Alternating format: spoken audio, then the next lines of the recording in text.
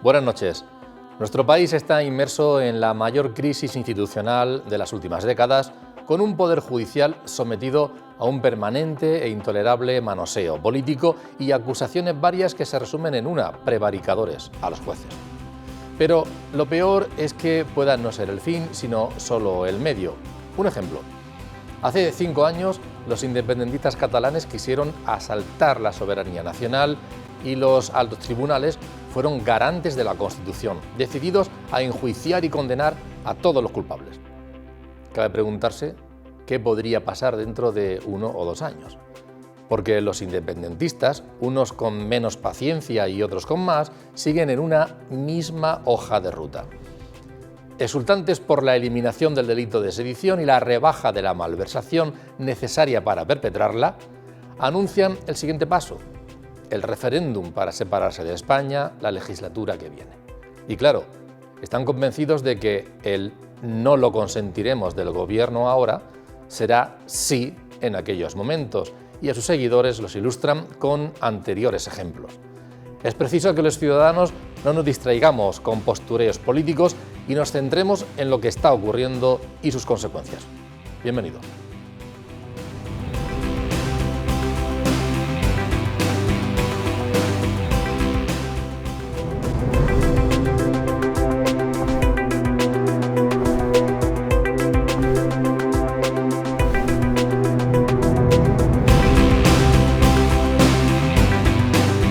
Buenas noches. El programa de hoy lo vamos a comenzar con una entrevista porque excepcionalmente ocurre que podemos contar con una persona que nos va a ayudar seguro a desgranar algunas cuestiones que tratamos con frecuencia aquí. Esta mañana se ha celebrado en la Universidad Católica un acto para hacer balance del endowment que la UCAN ha puesto en marcha con el apoyo de Tresis. Un endowment es una figura financiera, me van a permitir la persona que me está escuchando que yo la diga más o menos bien, para apoyar y reforzar la labor social que está haciendo la Universidad Católica en la hora de concesión de becas, de ayudas también a entidades sociales de familias necesitadas, de apoyo a la cultura o también al deporte. Y en ese acto ha estado el economista jefe de Tresis, que es Daniel Lacalle, que es la persona que nos acompaña, y le agradezco enormemente que haya hecho este hueco para estar con nosotros. Daniel, bienvenido, buenas noches. Muchas gracias por invitarme, muchas gracias. Muchas gracias. Yo no sé si he acertado en eso del endowment más o menos, pero esa es la filosofía, ¿no? Exactamente, lo has dicho perfecto. O sea que no lo has podido hacer mejor. Muchas gracias. Nos preguntamos con frecuencia, y seguro que también se le pregunta a Daniel Lacalle, por la inflación, ¿no? Yo aprovecho que está con nosotros. La inflación ahora ha empezado a bajar y la herramienta que se ha tocado ha sido la de subir los tipos de interés. Claro, y dice, bueno, eso es positivo, pero ¿positivo para quién? Yo tengo un préstamo hipotecario.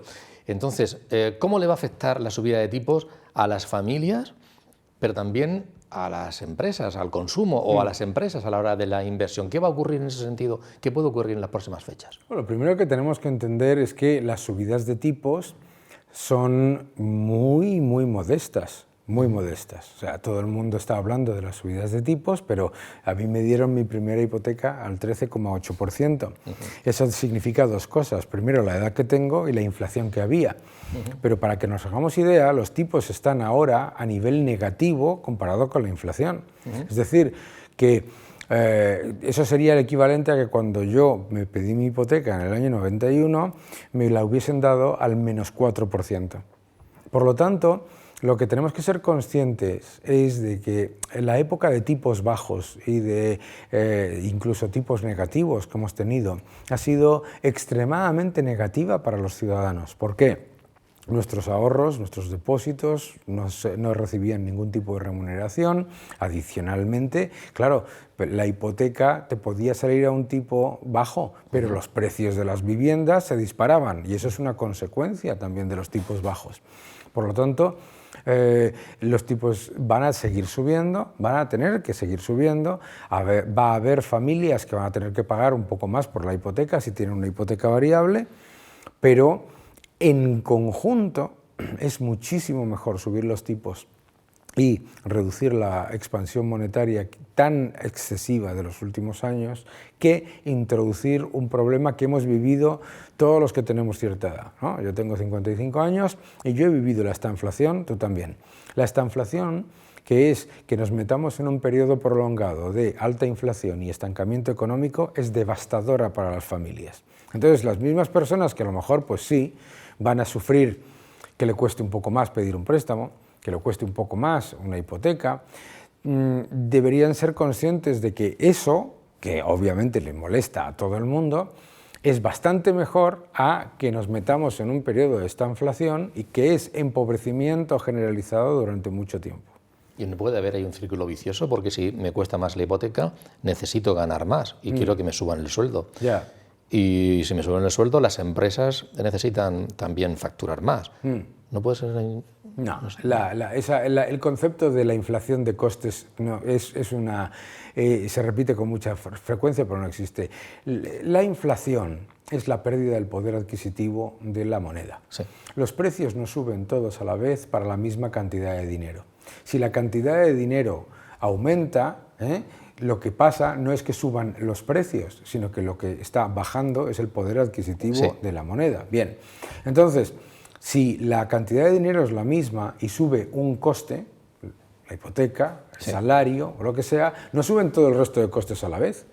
¿Por qué? Porque la cantidad de dinero no es la misma, no es suficiente y por lo tanto no se genera esa espiral inflacionaria. No, y además lo hemos vivido también, ¿no?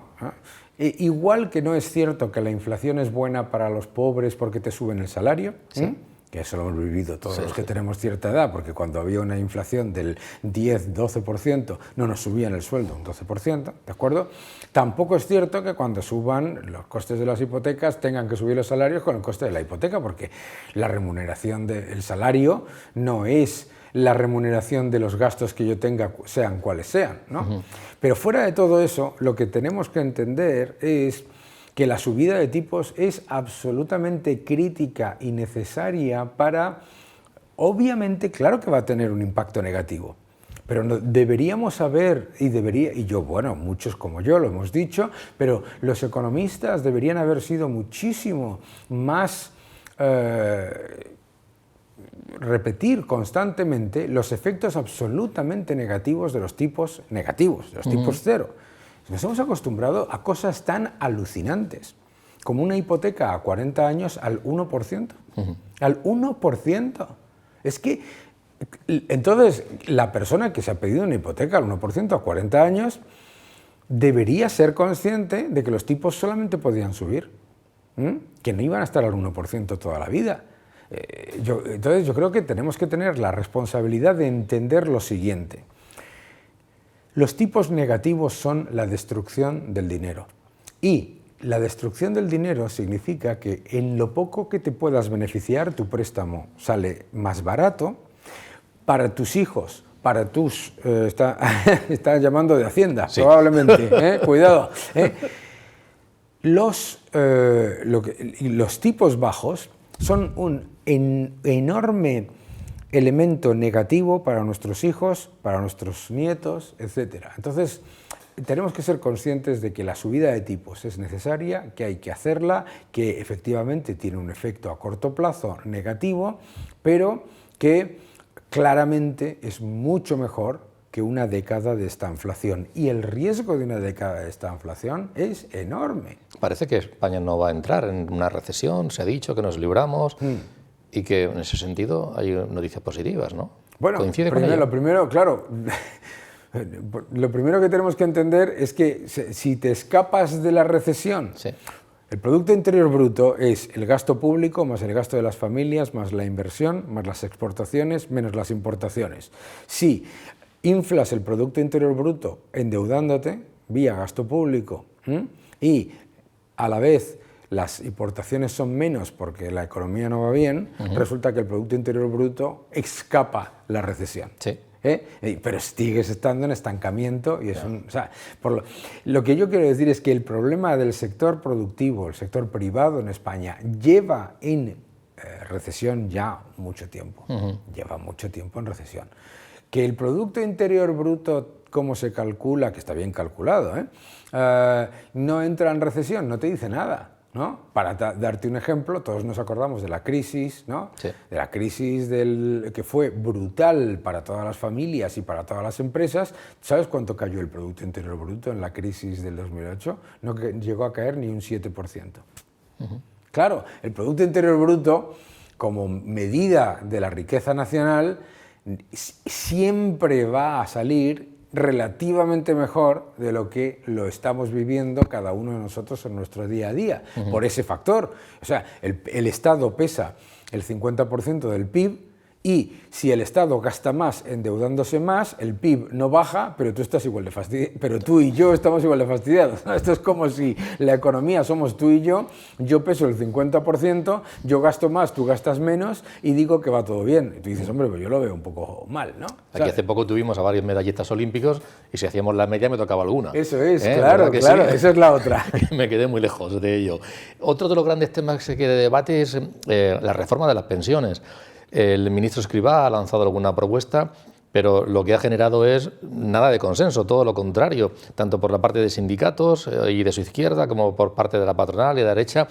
Parece que es complicadísimo, imposible. Todo el mundo coincide, hay que hacer una reforma, claro. Pero quién la hace y cómo la hace, nada, imposible, y pasará la legislatura y no sé si la siguiente. Seguro, y la razón es porque hay unos incentivos perversos a mantener un sistema que es claramente insostenible. El sistema de pensiones es deficitario y lo rescata todos los años. El Estado, que también es deficitario. Por lo tanto, estamos entrando en un bucle en el que aumentamos constantemente la deuda, esperando que algo mágico ocurra que cambie esa tendencia. Y el problema del sistema de pensiones es triple. El primero es demográfico.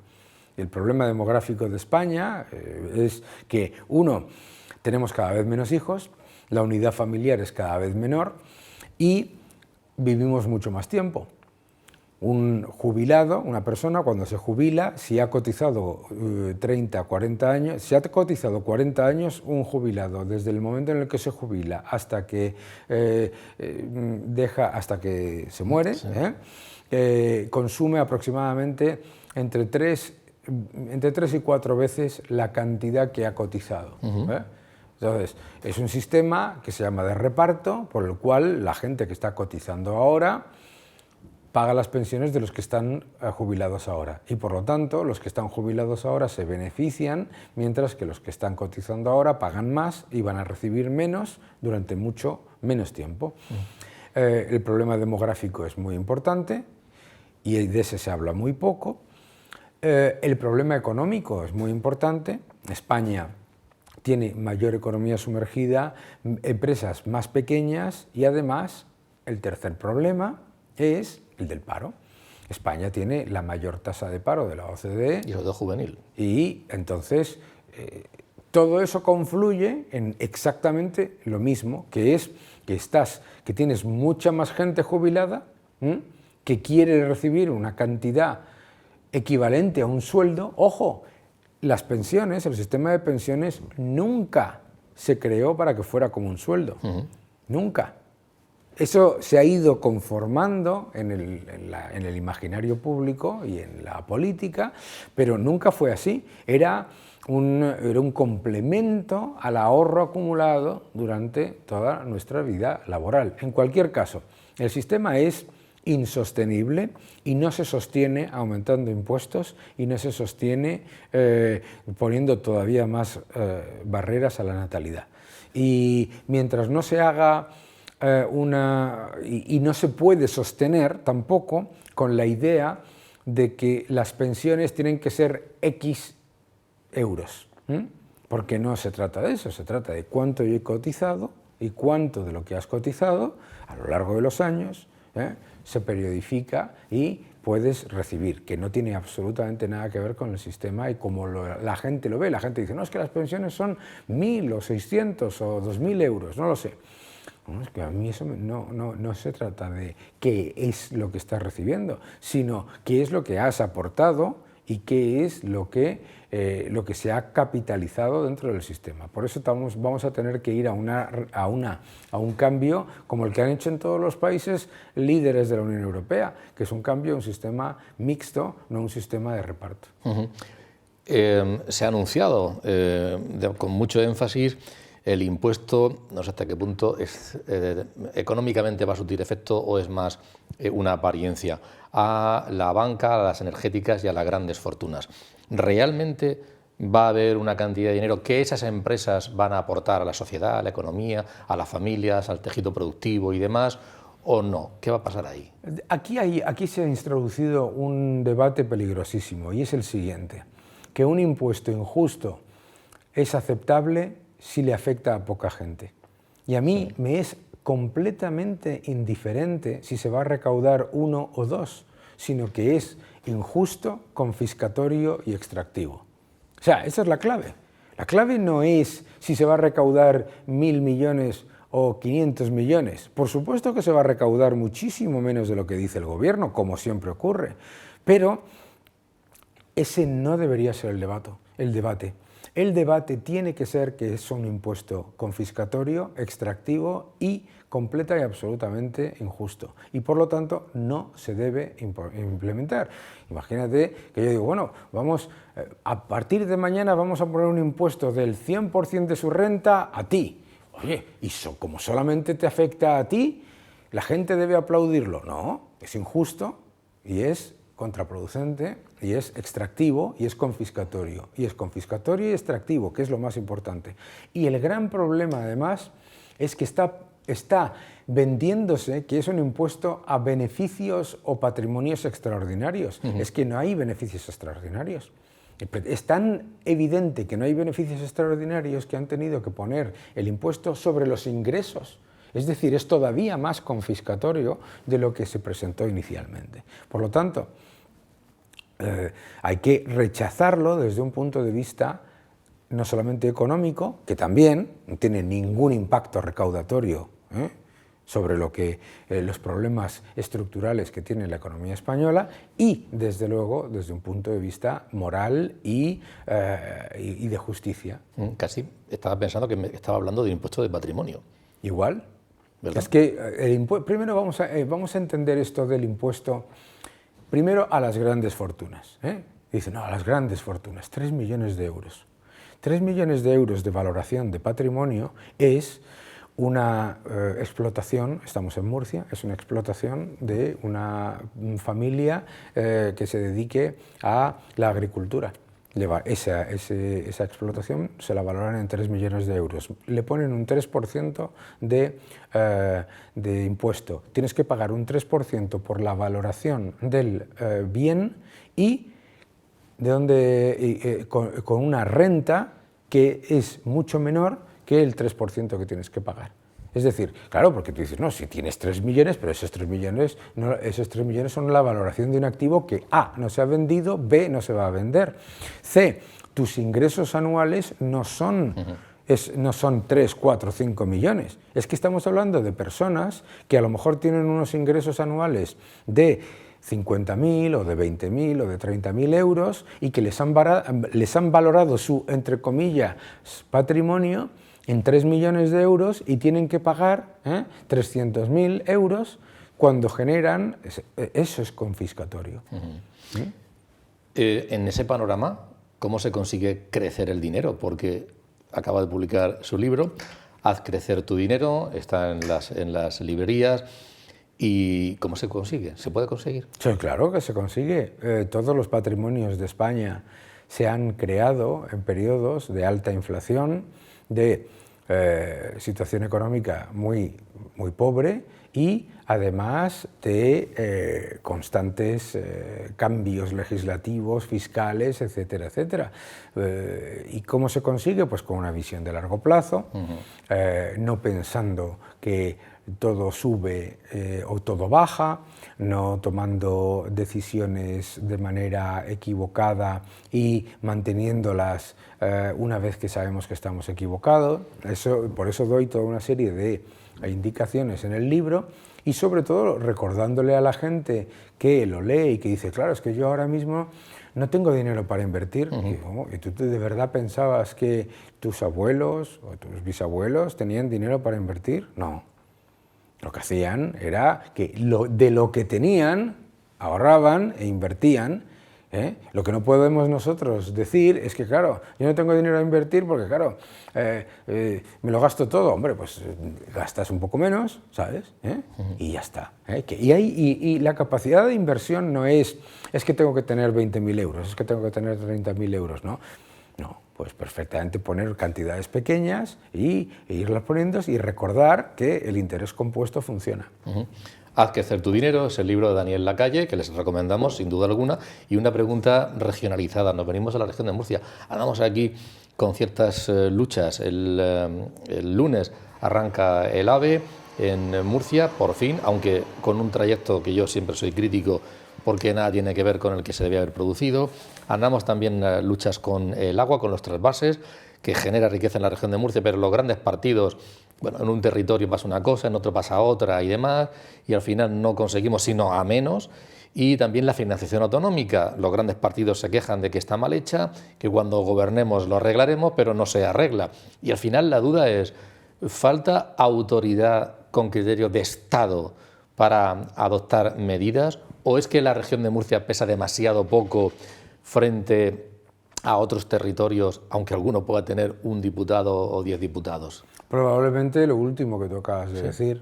O sea, uno de los problemas que tiene Murcia, igual que tiene alguna otra comunidad autónoma, pero uno de los problemas que tiene Murcia claramente es que en cuanto a generación de riqueza, en cuanto a importancia en el sector productivo, etcétera, es muy importante para España y, sin embargo, en los engranajes parlamentarios de poder, pues otras regiones que tienen menos diputados pero más relevancia, pues resulta que tienen más poder en cuanto a las decisiones. Eso es clarísimo.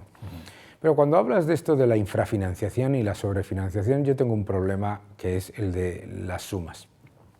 Cuando todas las comunidades autónomas dicen que están infrafinanciadas, todas lo dicen, resulta obviamente que ninguna está infrafinanciada. Significa que tenemos un gran problema de eficiencia en el gasto. Tenemos un enorme problema en España de eficiencia en el gasto, porque claro, todo el mundo parece indicar que la solución a los problemas de financiación de las comunidades autónomas o del Estado central es que se gaste mucho más, ¿no? O sea, tenemos un exceso de gasto ineficiente, según el Instituto de Estudios Económicos, de más de 60.000 millones anuales. Hay muchísimas administraciones duplicadas, hay empresas deficitarias públicas, hay todo un engranaje de gasto completo y absolutamente innecesario que se podía revertir para cosas que son realmente necesarias.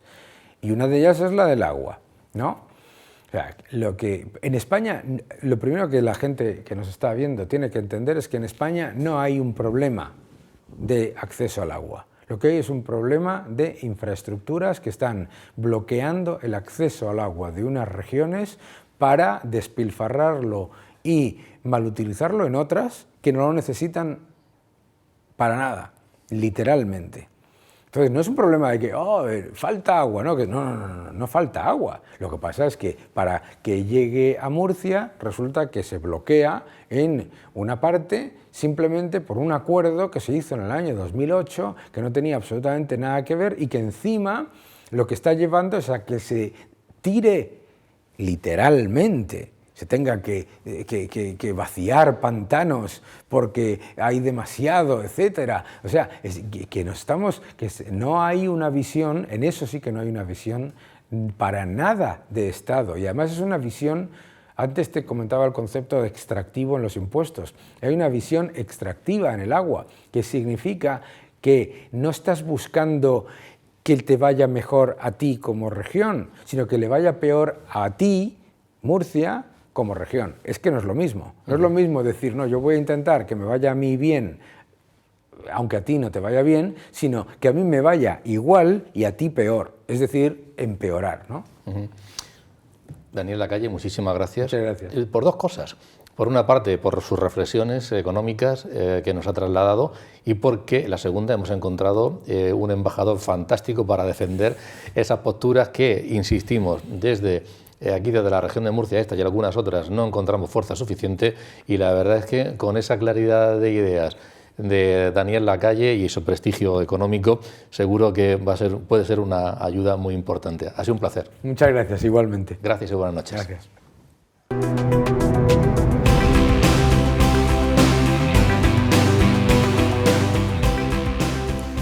Pues en efecto es candente la actualidad en el ámbito regional con asuntos como los trasvases, y es que se ha aplazado y será las protestas en Madrid, aunque sí que habrá aquí en Murcia, pero en Madrid se ha aplazado a la vuelta de las fiestas. El AVE, que el lunes ya se pone en funcionamiento, o por ejemplo el tema de la financiación autonómica y demás. Todo esto son temas candentes a nivel regional, pero es que a nivel nacional también los hay, y muy importantes. Hoy ha sido un día de mucho ajetreo político y de encontronazos y de manoseo con el asunto judicial, con el ámbito judicial, poder judicial, que es francamente lamentable. Bien, pues estas cuestiones las vamos a ir analizando en los próximos minutos, con ya tertulianos, después de haber contado con la presencia de Daniel Lacalle, a quien le agradecemos enormemente sus reflexiones, y lo hacemos ya con tertulianos, como siempre, en los próximos minutos, y se los presento a continuación. Está con nosotros Francisco Javier López, politólogo. Francisco Javier, muchísimas gracias por acompañarnos. Muchas gracias nuevamente por invitarme. Eso es, muchas gracias. Hoy en el último programa, por cierto, que lo apunto ya, digamos que de actualidad como tal, ¿no? Política, económica y tal, será el último, aunque el próximo jueves haremos uno, pero muy distinto, en vísperas y de Navidad, y con un carácter social muy marcado. Javier Adán, bienvenido, buenas noches. Buenas noches. Somos analistas, más que tertulianos, porque sí analizamos la información, y en base a la experiencia que tenemos y el contexto informativo, pues aportamos nuestro análisis. Las tertulias, los bares. Vale. Además, yo propongo que haya discrepancia aquí esta noche en alguna cuestión que deba haberlo. Pablo Blesa, un placer contar contigo. Antonio, muchas gracias por invitarme con estos amigos, con Javier y Javier, y para cerrar esta etapa del programa y para hablar de temas tan interesantes, tanto así como intrincados, complejos, y que están, yo creo, generando un clima tóxico, a nivel nacional, aunque hay una serie de efemérides que van a ocurrir en Murcia, tú has señalado el AVE, etcétera, que tienen algo de positivo. Bien, pues durante una parte del programa vamos a hablar de cuestiones regionales y otra parte nacionales. Vamos con las regionales, y hablaba Daniel Lacalle de manera muy clara y contundente sobre los trasvases. Lucas Jiménez, que es el máximo responsable dirigente de los regantes del acueducto Tajo Segura, ha comunicado ya oficialmente que será a la vuelta de Navidad cuando se produzcan las protestas en Madrid, pero que son irrenunciables. La cita en Madrid se pospone después de Reyes en torno al 8 o el 9 no sé cómo cae la fecha, pero va a ser esa. Pues aparte nos da tiempo a preparar algo en condiciones. A Madrid no podemos ir 20 personas, tenemos que ir un número mayor de gente, y de luego para que se note que estamos allí, que estamos presentes. El propio Ministerio, en el plan de Cuenca del Segura, nos dice: os vamos a morder, vamos a acabar con 10.000 puestos de trabajo, vamos a acabar con sumideros de CO2 provocando problemas medioambientales en vuestra región. Yo no sé qué os parece la situación actual de esa amenaza importante, y bueno, enlazando con la opinión que acaba de expresar aquí Daniel Lacalle. Yo, fíjate tú, al hilo de eso, me gustaría hacer una referencia, porque ahora, como se puede encontrar todo en Internet, sabía de cuando se produjo la noticia, 1996, exactamente el 13 de enero de 1996. Borrell, el ministro de Obras Públicas, entonces del Partido Socialista, ahora nuestro ministro de Exteriores de Europa, ¿no? Pues un titular del País dice: Borrell insiste en conectar las cuencas para aprovechar el máximo los temporales. Era una de las cuestiones que necesitábamos en España, y que a día de hoy se seguiría necesitando, porque la teoría de Borrell, ministro socialista, era que dices: hombre, hay cuencas que tienen un exceso de agua y en cambio otras en las que necesitamos, y encima de ese agua se convierte en oro puro, podríamos decir, ¿no? Entonces dice, ¿verdad que es tan obvio? 1996 en enero. Bueno, pues yo puedo suscribir tanto lo de Daniel Lacalle como lo que pueda decir cualquiera de los regantes, incluso Borrell también. Aquel Borrell. Aquel Borrell. Yo creo que... Sí, por ejemplo. Bueno, digo que creo que la base de partida me parece interesante, útil, así como racional y lógica, la que ha expresado el señor Lacalle y ahora que ha afianzado con una opinión parecida Javier, y que fue un proyecto que podemos retrotraernos a la época franquista, donde se intentó conectar las cuencas, crear un plan nacional hidrológico. El señor Borrell también lo intentó el señor Aznar, que también lo tuvo muy cerca y lo tuvo fácil con las mayorías absolutas, y además había fondos europeos para ello y se desperdiciaron por ese caínismo acuífero que tenemos en España. Pero actualmente, ¿qué nos encontramos? Nos encontramos el proyecto de un Real Decreto que va a gestionar la cuestión de los trasvases, que afecta a una cuenca ubérrima, relativamente humérrima. No tenemos el Amazonas en España, ciertamente, ni tenemos los ríos de Rusia o del este de Europa, pero hay agua suficiente y va a conectar una cuenca excedentaria, ubérrima en agua, como la del Tajo, con la nuestra, que por supuesto es decisiva no solo para Murcia, para Valencia y también para Andalucía. Y resulta que el Consejo Nacional del Agua se reúne para establecer los criterios que van a filtrarse a esa ley, y todo el mundo está de acuerdo. Son criterios racionales, aceptados por todos. Y luego el Ministerio, en el nombre del director general, el señor Hugo Morán, cambia esos criterios y establece unos apoyándose en el concepto de los cauces ecológicos que claramente dañan los intereses de estas comunidades. Y la primera que le ha saltado al cuello ha sido no la Comunidad Autónoma de Murcia, ha sido la valenciana.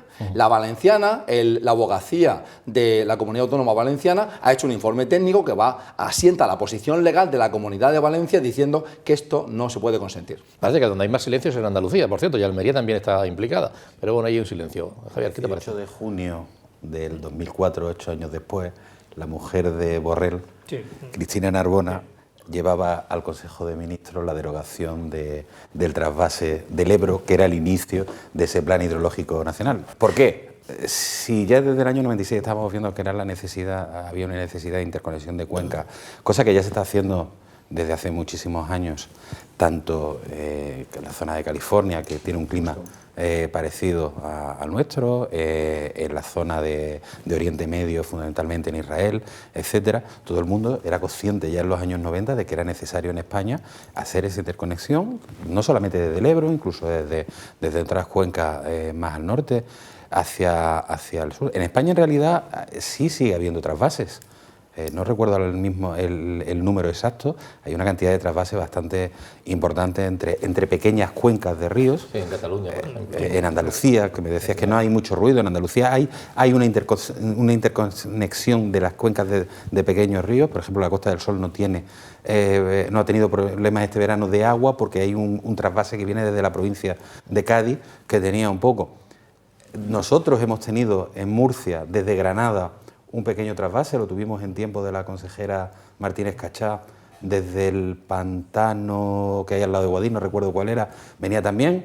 Cuando entró el actual gobierno central, una de las primeras cosas que hizo fue cargarse también ese trasvase, con lo cual estamos viendo la importancia de la necesidad del aprovechamiento de los recursos. Es verdad que tenemos que tener una conciencia medioambiental, pero también tenemos que tener en cuenta el aprovechamiento económico que tiene el agua como recurso económico que es, y que siempre respetando esos caudales ecológicos, etcétera, pero tenemos agua suficiente en España como para hacerlo. El problema es cuando, por cuestiones políticas, como decía Daniel Lacalle, como para fastidiar al vecino de la comunidad de al lado, porque es lo que parece que pasa constantemente. A Murcia no le doy agua porque es de tal partido, cuando en Castilla-La Mancha gobierna otro partido, pues entonces sí. Es decir, es algo que deberíamos hacer. Ojo, que además los trasvases parece que se vende como algo artificial, sí, cosa más artificial que la desalación. Efectivamente. Y ojo, la desalación tiene unos costes medioambientales también importantes, ¿eh? Claro.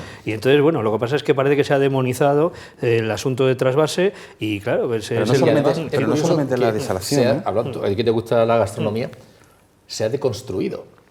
Porque se hablaba del Tajo, bueno, el Tajo lo tenemos todo asumido, pero hubo una época, no hace mucho, que se llegó a hablar seriamente del Ebro. ¿Qué hacer el Ebro? ¿Cómo abordarlo? Se puso la primera piedra. Claro, eso es. Claro, y además se puso la primera piedra y con Zapatero se quitó. Pero todo eso se ha ido deconstruyendo y bueno, ya estamos en un sentido absolutamente contrario, en un extremo totalmente Sí, pero fíjate tú, contrario. por hacer esa reflexión de contexto, ¿no? Porque estamos en la vorágine del momento al momento, que parece como que dice, es que Europa dice, y como Europa dice, como las nuevas tendencias dicen. Bueno, vamos a ver, aquí en este país sufrimos una crisis industrial importantísima en los años 80, en la que se anularon muchísimas de las siderurgias del norte de España, y resulta que al cabo del tiempo, el ministro Baró, el Sochaga, pues con toda la repercusión que hubo de un paro tremendo en todo el norte, Cantabria, el País Vasco, Asturias, por supuesto, y dices, hombre, a día de hoy resulta que la reindustrialización es uno de los elementos claves a tener en cuenta. Somos una de las referencias mundiales en la fabricación de coches, pero yo lo que quiero señalar es que Alemania, que también tenía un problema similar, los países del sudeste asiático eran los que tenían que proveer de todo eso porque lo hacían más barato y tal. Y resulta que dices, no, espérate un momento, la reindustrialización es uno de los objetivos que tenemos en toda Europa y por supuesto que en España. Y quizás en aquel momento nos pasamos de frenada. Esperemos que con todo esto del agua no nos pasemos de frenada porque no va a tener vuelta atrás. La industrialización puede tenerla, lo del agua no. Quería añadir que en este cambio, este giro radical, súbito, sorprendente, desde que el Consejo Nacional del Agua aprueba esos criterios de manera colectiva y armoniza la posición de todos, lo que ha hecho el secretario de Estado, Hugo Morán, es apoyarse presuntamente en unas sentencias del Supremo. Pero si tú analizas las sentencias del Supremo, como ha hecho la Comunidad de Valencia, lo que encuentras es que esas sentencias del Supremo respecto a los trasvases y al agua hablan de fijar las cuotas ecológicas, los trasvases ecológicos. No te dice que ahora mismo estén por encima de un determinado nivel. Entonces, están apoyándose en presupuestos falsos para tergiversar lo que se acordó y entonces envenenar este proyecto de ley y hacerla estúpidamente contra nosotros, la gente del sureste. Y eso es algo que yo no entiendo, porque me parece que es, por una parte, gratuito, no es en beneficio de nadie, más allá de las pugnas políticas. En ese sentido podemos introducir otro factor, y es al señor Page, por ejemplo. El señor Page está muy a mal con Pedro Sánchez, tremendamente a mal, por otros asuntos que quizá tratemos hoy, como la sedición, etc. Entonces, yo no le veo racionalidad, no le veo sentido. Y como estaba diciendo Javier, es que hay que equilibrar lo que es la ecología con las necesidades socioeconómicas, porque aquí vivimos personas que tenemos que vivir, tenemos que comer, tenemos que alimentarnos. Además, estamos en regiones que son las más dinámicas de España. Estás matando el dinamismo del Mediterráneo en estas tres regiones, no sé para qué. La agenda regional también está marcada por otros asuntos, como por ejemplo la llegada del AVE. El lunes ya lo vamos a tener. A ello se ha referido, bueno, y tendremos la presencia del rey de España, Felipe VI, y del presidente del gobierno, Pedro Sánchez. A ello se ha referido el delegado del gobierno, José Vélez. Me da un poco de rubor, un poco de vergüenza ajena escuchar al presidente de nuestra comunidad autónoma, el señor López Miras, diciendo que lo que quiere es que asegurarse que va a ser más barato ir en AVE a Madrid que en coche. Bueno, él y yo lo hacemos en coche muy barato, porque vamos en coche oficial, pero le pido que se preocupe por la gente de esta región alguna vez. El AVE se inicia con una serie de horarios y ha sido el Ministerio clarísimo, tajante. Se irá incrementando conforme la demanda haga necesario incrementar esos horarios, esas posibilidades. Y ahora dice que no viene en alta velocidad porque tarda demasiado tiempo. Bueno, tarda el tiempo que se puede tardar teniendo en cuenta que su partido, el Partido Popular, pactó que fuésemos por Cuenca en AVE. Pactó el Partido Popular de la región de Murcia vendiendo los intereses de esta región. Otra cuestión de la agenda regional ha sido la presentación, fue el lunes, del Plan Estratégico de la región de Murcia para los próximos años. El presidente Fernando López Miras así lo expresaba, o hacía un apunte que, digamos, contextualizaba esa propuesta.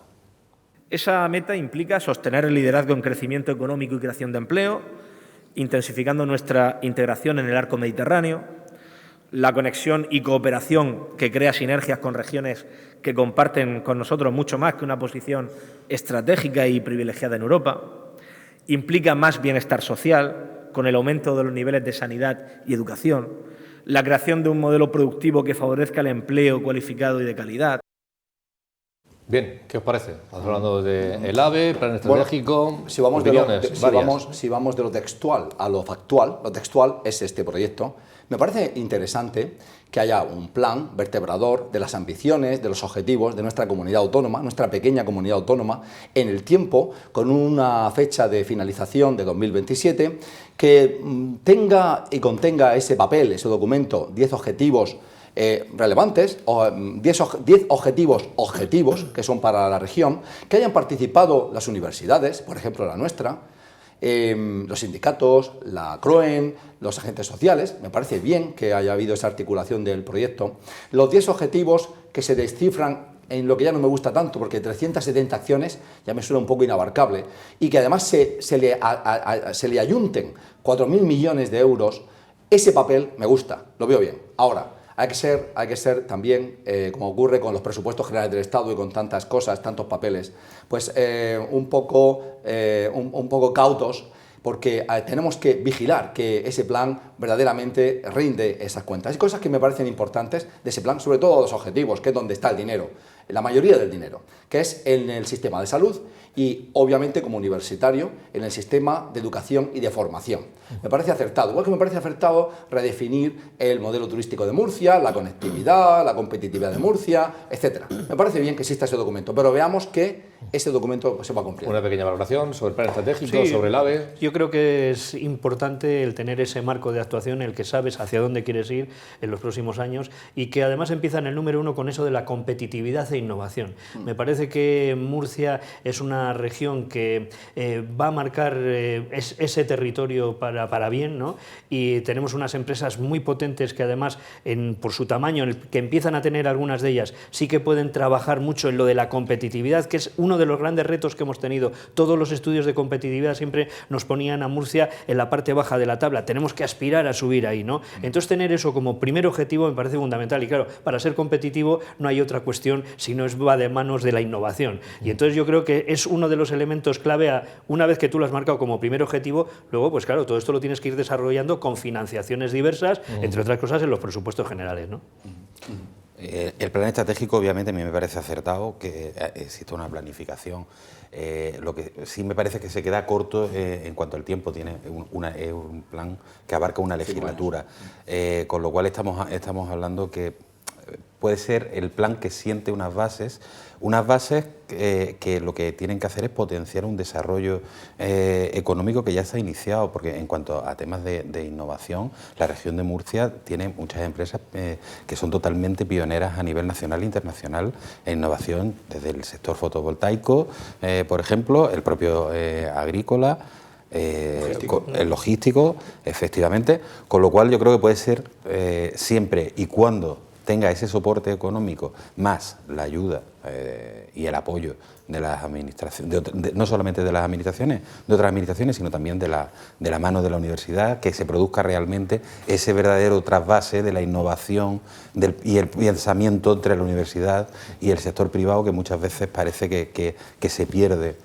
Sí, pero sabemos dónde queremos ir y eso es importantísimo, sí, porque si no vamos a parches, momento a momento, a inversiones, es decir, bueno, pues ha venido este dinero, pues vamos a ver, tú cuando tienes ese plan y sabes dónde quieres ir, pues por ejemplo los fondos europeos que puedan venir, pues los puedes aprovechar mucho mejor, en un sentido que se potenciará cada inversión, cada euro invertido, al final generará muchísimo más, ¿no? Entre los sectores fundamentales, lógicamente, también está el turístico y, también se plantean cosas en ese plan estratégico sobre el sector turístico y le hemos preguntado a Bartolomé Vera, responsable de la asociación OITU, a corto plazo, perspectivas, ahora, para las fechas que se aproximan de la Navidad, y ya que los invitados no han querido hablar del AVE, él sí que se moja sobre el AVE, él se moja sobre el AVE. Que en el mes de diciembre el corporativo prácticamente desaparece, solamente nos quedamos un poco con el turismo, y la ocupación nos baja, sobre todo en la ciudad de Cartagena, y nos quedamos prácticamente con el turismo. No hay un turismo excesivo y, bueno, gente que viene a visitar la ciudad nos baja. Digamos, para nosotros es un poco la temporada baja con respecto al año. A nivel de alojamiento baja, los hoteles baja la ocupación, luego tenemos días puntuales como Nochevieja, que sí que todos los hoteles se llenan, sobre todo si tienes cena con bagel. Y lo que sí que compensa un poco, pues bueno, la parte de restauración, la parte de comidas de empresa, de comidas de amigos. Pues yo creo que la llegada del AVE a la región de Murcia va a ser muy importante, va a ser un antes y un después. Y es verdad que no es directo, es por Alicante y eso retrasa un poquito, no es lo mismo 2 horas y 45 que 3 horas y media, ¿vale? Pero bueno, yo creo que hemos dado un gran paso. Falta también que llegue a la ciudad de Cartagena, que al final la región entera esté comunicada. Nosotros primero pedimos más promoción, lógico y normal. Se nos tiene que conocer más, tenemos muchas bondades, tenemos muchas cosas, pero tenemos que enseñárselas al resto de la nación. Otra cosa que nos hemos dado cuenta que funciona muy bien es los eventos deportivos, festivales. Es fundamental también el turismo para festivales. Hemos tenido el año pasado la experiencia del Royal Imperio en Cartagena. Bien, apunta muchas cosas. El AVE, que quiero que digáis algo, pero luego también eventos que atraigan público. Ya habla de eventos deportivos, eventos culturales, conciertos y demás. Bueno, respecto al AVE no podemos dejar de al menos señalar o confrontar las ideas que ha expresado el señor Vélez. El señor Vélez no está falto de razón. No se puede decir que lo que ha dicho el señor Vélez, el candidato del Partido Socialista, el secretario general del Partido Socialista murciano, sea erróneo. Y nadie quiere aguar la fiesta ahora que llevamos 30 años esperando un AVE que va a llegar el 20 de diciembre. No queremos aguarle la fiesta a Pedro Sánchez ni al Rey ni a López Miras, que irán en ese primer transporte de ese AVE. Pero sí que hay que decir que es triste rememorar que llegamos nosotros, esta comunidad autónoma, la séptima ciudad de España, en concreto Murcia, llega con 30 años de retraso y que dentro de ese retraso hay otro culposo que tiene que ver con la fractura social que se produjo para que el AVE entrase al centro de Murcia. Yo nunca entenderé por qué demonios, a mí que me lo expliquen, el AVE tenía que cruzar la ciudad de Murcia, partirla en dos, llegar hasta el Carmen. Nunca lo entenderé. Yo no sé por qué el AVE no tenía como punto de llegada a Murcia, no sé, la Nueva Condomina, un lugar con parking abundante donde fuese de fácil acceso. No lo entenderé. Y aquello retrasó y fastidió el proyecto, además dividió a la ciudadanía, como todos recordamos, y fuimos titular en prensa y vimos violencia en las vías. Y luego, encima, cuando llega, todavía es cierto, aunque el señor Vélez ha apuntado que si hay demanda se incrementarán las frecuencias, pero es cierto que llega con poquísima frecuencia y que, como ha señalado, y me apunto y apoyo las ideas del señor Albarracín de la CROE, es verdad que es un AVE muy lento, que tarda demasiado en llegar a Madrid, que tarda demasiado. Aún así, es verdad que va a traer riqueza, va a traer centenares de miles de personas al año que van a consumir, etcétera. Pero llegamos 3 veces tarde. Como dice Albarracín, hemos recibido como el proyecto del AVE como 3 torpedos en la línea de flotación en su percurso, en su llegada hasta Murcia. Sobre el tema turístico, también quería que apuntarais algo. El sector, la importancia del sector. Va a haber actividad, él apuntaba, el representante del sector hostelero, que sí va a haber comidas, cenas de empresa y demás, y que se han detectado, bueno, hace falta promoción turística y que se han detectado esos focos, ¿no? Macroeventos deportivos, conciertos y demás, ¿no? Sí, Murcia hasta ahora hemos estado aislados, como decía el presidente de Cantabria, Revilla, decía, jolín, hace 3 o 4 años que estuvo por aquí, decía, tardo más en ir a Murcia que en ir a cualquiera de las capitales europeas, y dice, y es verdad, ¿no? Desde allí, desde Cantabria, desde Santander, es excelente el que llegue. Lo primero es eso, hay que reconocer que ha tardado 20 años, se firmó hace 20 años y efectivamente lo firmó Ramón Luis Valcárcel en San Esteban, lo firmó con el ministro Álvarez Cascos y bueno, pues se decidió que viniese por ahí. También es verdad que Ramón Luis decía, hombre, mira, que venga el pájaro por donde quiera, pero que llegue, el pájaro por lo del AVE, ¿no? Y entonces pues dices, bueno, pues sí, ya lo tenemos aquí. Evidentemente que va a ser algo excepcionalmente bueno para la región de Murcia. Más aún, quiero ponerlo en un contexto contexto, fíjate tú, gastronómico, las estrellas Michelin que tenemos en este año, una más, es uno de los elementos que mueve turismo, y es verdad, el atractivo de la gastronomía, además, no solamente porque vayan a ir a esos restaurantes, sino que se genera un contexto, un entorno muy positivo para todo lo que es el turismo gastronómico. La llegada a Cartagena me parece que será fundamental para que Cartagena se convierta en puerto home. Por eso la siguiente lucha imprescindible es que llegue a Cartagena para que sea puerto home de salida de los cruceros hacia todo el Mediterráneo. Eso lo que hace es trasladar, por ejemplo, si tú te quieres ir ahora a coger cualquier crucero, pues lo normal es que te vayas evidentemente a Barcelona, evidentemente que a Venecia, con esos vamos a competir. Entonces es clave el que sea en poco tiempo, y todo eso formará uno de los elementos básicos para el desarrollo turístico que tiene que ser fundamental en esta región de Murcia. A ver. Sí, estoy completamente de acuerdo. Lo que no estoy de acuerdo es, por ejemplo, que llegue el AVE y todo el entorno de la estación del Carmen siga hecho unos zorros.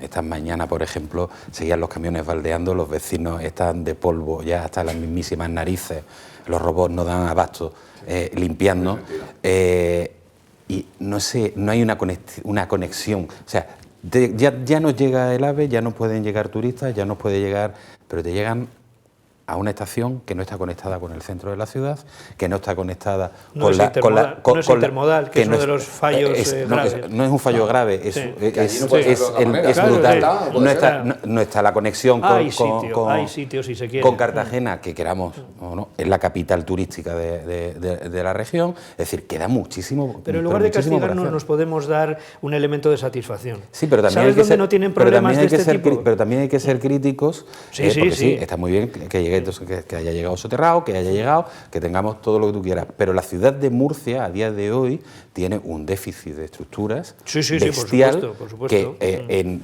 los 20 años, desde que se anunció la llegada del AVE hasta ahora, ni el entorno se ha regenerado como debiere, ni ese dinamismo que cuando llega el AVE a una ciudad, todo el conjunto urbano que lo circunda, se genera en los años incluso previos a tal, no se ha producido. Tal vez lo que hablábamos antes de la falta de coordinación entre las administraciones tiene mucho que ver. Sí, efectivamente. Pero fíjate tú, donde no van a tener ese problema, donde no van a tener el problema de limpieza ni nada de esto, es en Valladolid. En Valladolid decidieron posponer el soterramiento del AVE. Valladolid ya lleva el AVE desde hace tiempo, y dices, pero partiendo la ciudad. Y cuando tú estás en Valladolid, que yo estoy habitualmente por allí, se nota claramente lo que hubiese podido ocurrir aquí entre el barrio del Carmen. Hablando de turismo, yo quiero hablar de un consejero que a mí particularmente me gusta, me parece que está haciendo una buena labor en el área del turismo, también en el área de deporte, por ejemplo, que es Marcos Ortuño. Marcos Ortuño es el jefe del turismo en la región, es el consejero de turismo y otras cosas, como sabemos, y como recientemente fue a la Asamblea Regional a defender su proyecto, su parcela dentro de los presupuestos, le han dado 46 millones para turismo. Y hablar de turismo significa no solo hablar del AVE, que es importante, también es hablar de otra infraestructura malograda, enfermiza, no sé, parece que hechizada, bella durmiente, que es el aeropuerto. Entonces, es obvio que el objetivo mayor, junto a que el AVE de Madrid llegue a Murcia, es que Murcia esté conectada, el aeropuerto de Corbera, con Madrid, porque entonces si no estás fuera de juego absolutamente. El señor Ortuño defendió que uno de los objetivos, que es un objetivo de todos nosotros también, es que ese aeropuerto tenga vida con esas conexiones con Madrid. Si no, no está en las sinergias, ni está generando riqueza, ni sinergias, ni nada parecido. Es una bella durmiente. Otra cosa importante es la conexión del proyecto turístico de López Miras, el señor Ortuño, con ese plan estratégico que hemos señalado. Y van a volcar 200 millones de ese plan estratégico de 4.000 en 10 años en mejorar también las infraestructuras turísticas. Es triste que Murcia, con el potencial turístico que tiene, viva a la sombra del Himalaya, que es Alicante. Murcia es una especie de Montecito Teide al lado del Himalaya, turísticamente hablando, que es Alicante, que nos tiene una permanente sombra. Y luego, por último, en este proyecto, creo que es muy interesante, como el señor Ortuño dice, y nos felicitamos todos, que ha sido un verano histórico para el turismo en Murcia. Hemos batido récord y hemos superado por encima de la media nacional, hemos superado la afluencia de turistas previa a la pandemia. Eso es algo extraordinariamente bueno y por eso él señaló que el sector turístico en Murcia ahora está en una situación sobresaliente. Ha sido listo a mi juicio, porque en lugar de ponerle pegas al AVE, él, como tiene la competencia de turismo, lo que ha dicho, paquete AVE, hotel y gastronomía. Sí, yo creo que es coger y ponerte delante de los acontecimientos y decir, pero ya mismo, el lunes estamos vendiendo esto. Sí, sí. Bien, la verdad es que no quiero dejar fuera, ni mucho menos, una reflexión vuestra sobre algunos asuntos nacionales, porque está francamente candente. De hecho, Javier, antes del programa, decía, oye, pero en las próximas horas, aunque sea de noche, pueden pasar cosas, ¿no? A ver qué dice el Constitucional, el Supremo, el sí, el sí. La verdad es que, y lo decía yo al principio del programa, el manoseo político que está sufriendo el Poder Judicial es algo tremendo.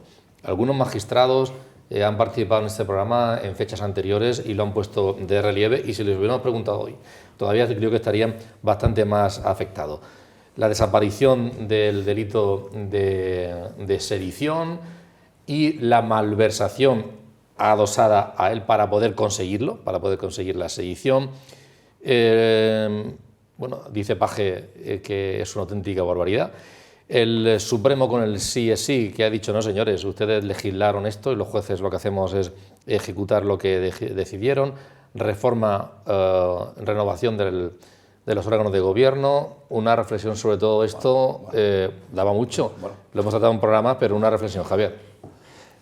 Yo creo que los ciudadanos asisten ojipláticos ante no solamente al manoseo del Poder Judicial por parte del Ejecutivo fundamentalmente, sino al esperpento que se está produciendo día tras día en el Congreso de los Diputados, que se ha convertido en un mercadeo absoluto, más allá incluso del lenguaje que se utiliza.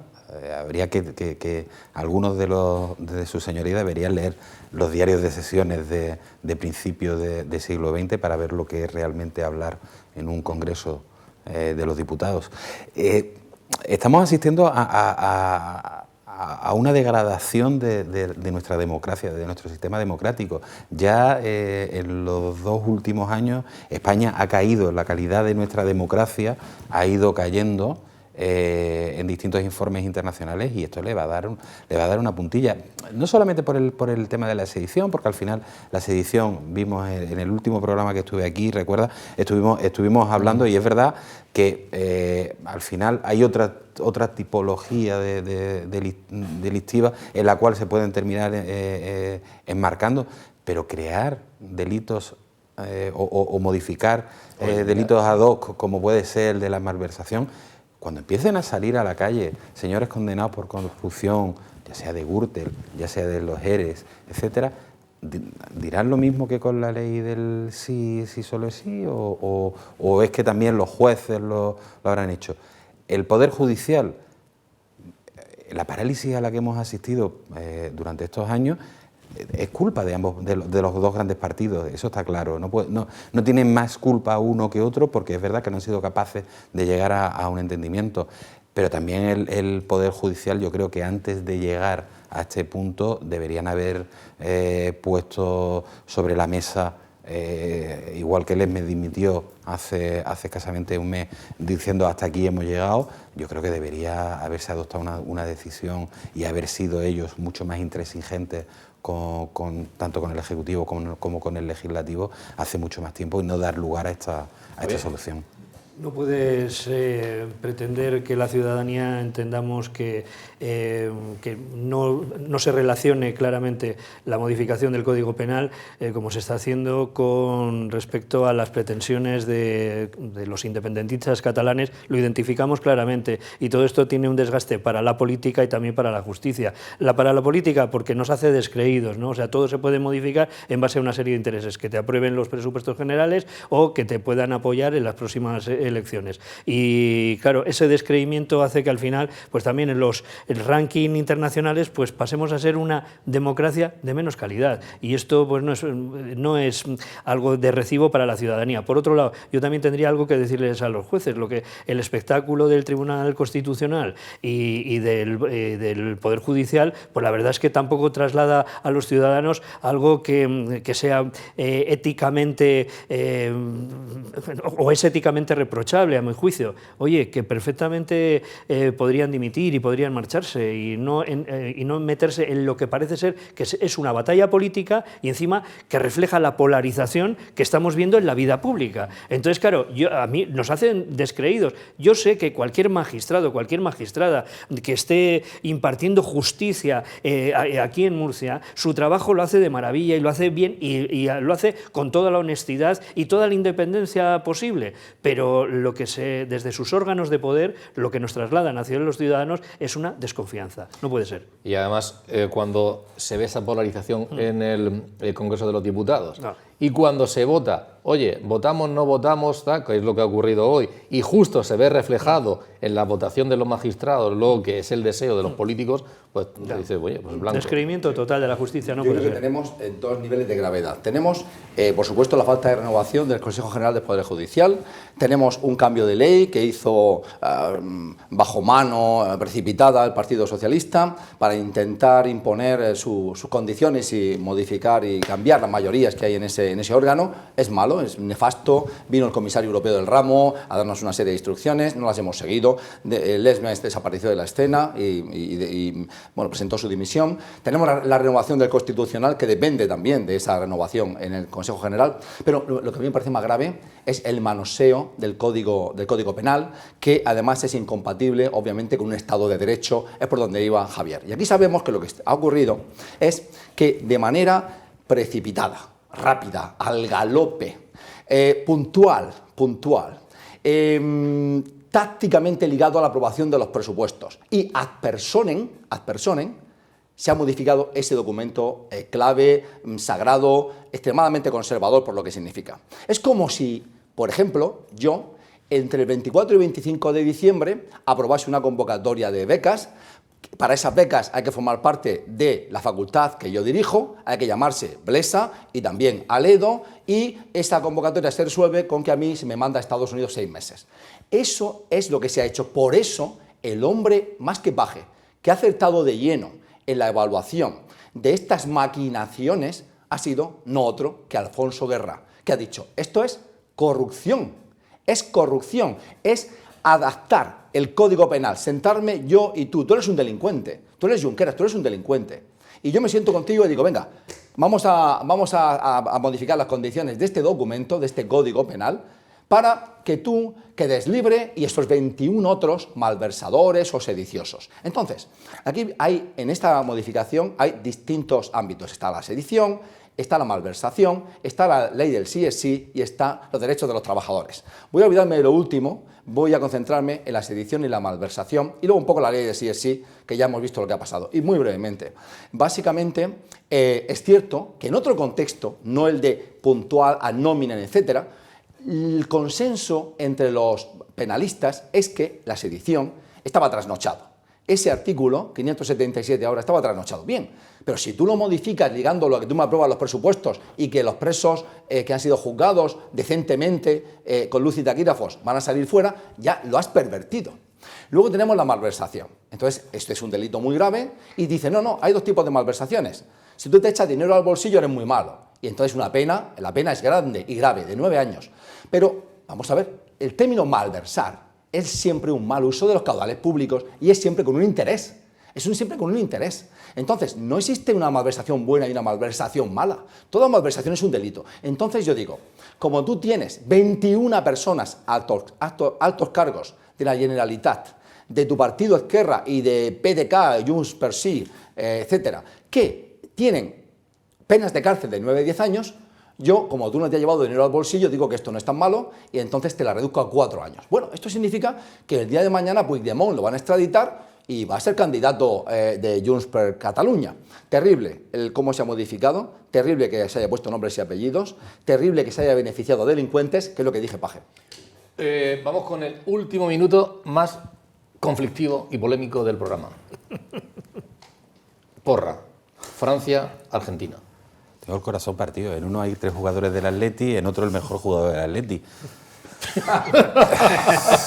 Es que el Atlético de Madrid es el equipo con más jugadores en la final del próximo domingo. No es por nada. Pero mira, déjate no es por nada. Sí, no es por nada. Venga, decídete. Vamos con Argentina, más que nada. Sí, vamos a ver. Los franceses siempre han sido los enemigos de España, por mucho que en los últimos años nos hayamos inventado lo de los ingleses. Son los franceses. Argentina, que son, al final, ¿quién no tiene un primo argentino? Hombre, por lo menos que haya prórroga, que se larga más, ¿no? Javier, ¿y tú? Hombre, a mí me interesaría, sí, que ¿Me fuese... interesaría? Sí, digo, sí. Por una especie de equilibrio, ¿no? De fuerzas. Que Messi pues tuviese su mundial, porque me fastidiaría que Mbappé tuviese 2 mundiales con 23 años, ¿no? Sí, qué corcho, el reparto de poderes. Porque además, fíjate tú, como equipos, al fin y al cabo, cada uno de ellos, encima Francia, pues tendría, nos sacaría demasiados mundiales para los que... Porque ahora tiene 2, ¿no? Sí, nosotros también, estamos... igual. Sí, ya, pero no sé, parece como que lo de Argentina... Está más alejado. Sí, pues más alejado. Lo de los franceses... Sí, también. Bueno, y tengo que decir que mis vecinos por el lado trasero de mi casa son argentinos, con lo cual, obviamente, además son judocas, así que más vale que me manifieste con términos apropiados. Pero por una parte, me gustaría que ganase Argentina por el aspecto latino. Por el asado. Me gustaría que ganase Argentina por esa suerte de nostalgia con Messi, de que no se vaya un hombre con esa gloria. Pero me molestan 2 cosas. Una, el estilo argentino, como en los partidos que ha jugado, en concreto las tanganas, jugando contra el Países Bajos, no me gustaron nada. No ha sido un equipo elegante para nada. Y por otro lado, es cierto que se les sube a la cabeza muy rápido el éxito a los argentinos. Son muy insoportables en ese sentido. Enseguida se les sube a la cabeza. Entonces, basculo en esas 2 ideas, porque Francia, creo que va a ganar Francia. Yo creo que va a ganar Francia. Ahora, tal vez deseo un poquito más que gane Argentina a que gane Francia, también para que mi vecino no me vaya a dar una paliza esta noche. Los colores del plató. Bueno, son las bicelestes. Acabamos ya, volveremos Dios mediante el próximo jueves. Será entonces el último programa del año. Y como digo, será además en víspera de Navidad, unas fechas que serán muy propicias para que pongamos encima de la mesa la labor que hacen muchas organizaciones, muchas entidades sin ánimo de lucro que trabajan con personas necesitadas, que son muchas, y además durante esta época de crisis han crecido, y algunas, en cierto modo lo sabemos, pero otras son personas muy anónimas y que han entrado en esa bolsa de pobreza, y hay gente comprometida luchando y favoreciendo que esas personas puedan tener una atención. Ese programa lo dedicaremos el próximo jueves, cuando ya sabremos quién ha ganado el Mundial. Gracias a los 3. Buenas noches.